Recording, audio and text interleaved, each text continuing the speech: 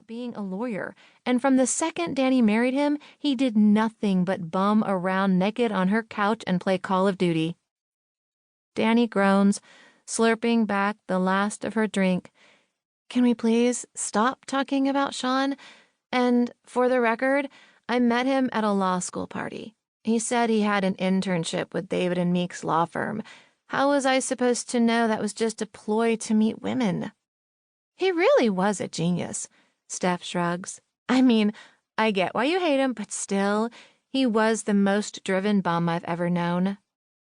Just shut up, Steph. Danny pushes up from her lounge chair, kicking sand on Steph's legs when she staggers a few steps. Where are you going? I ask. I've got to check in with Bill. Would you just sit down? Steph plucks a broken conch shell from the sand and chucks it at Danny, missing her by at least a foot. Stop trying to micromanage your work. Bill's a big boy. He can handle his shit. Bill is an intern. Bill doesn't know the beans when the bag is open. Steph glances at me with a raised brow. What the hell does that mean? I don't speak, uptight lawyer. Let me put it into terms you'll understand. I pat Steph's shoulder. He doesn't know his ass from a hole in the ground. Ah. Before we can argue with Danny any longer, she starts through the sand with her phone to her ear, already shouting at Bill for being incompetent. She works too much, Steph says. Right? I was shocked when she actually boarded the flight. Steph snorts. Yeah, well, I was floored that you didn't get thrown off the flight. I roll my eyes. Charlie, she says, I had to wrestle you back into the seat 3 separate times, promising you the plane wouldn't go down. Plenty of people are afraid to fly. Yes, afraid, not hysterical. The sun bakes my skin as I stare out over the crystal blue water. The scent of coconut oil and salt water swirl around me with the humid breeze. Paradise, I think on a sigh, then take a burning swig of tequila. Just so you know, Steph says, I hated Harold, loathed him actually. What?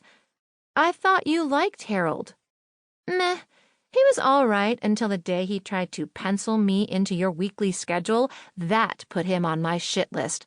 I've been your best friend since 8th grade. I don't get penciled in. I turn the bottle up again and laugh.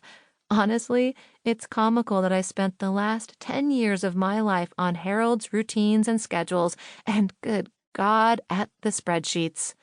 He had spreadsheets for everything. I told him he had a problem. He said it was the way of a good CPA. There was a spreadsheet for dinner to ensure we were eating the right vitamins, spreadsheets for bills and mileage. He kept his CSI spreadsheet taped to the top of our side table because his anal retentive ass had to make sure he watched every episode an equal number of times. I played along for the most part, but I drew my line when he wanted us to keep companion spreadsheets for our bowel movements. That was too far. I didn't want to know or need to know the color and consistency of his crap.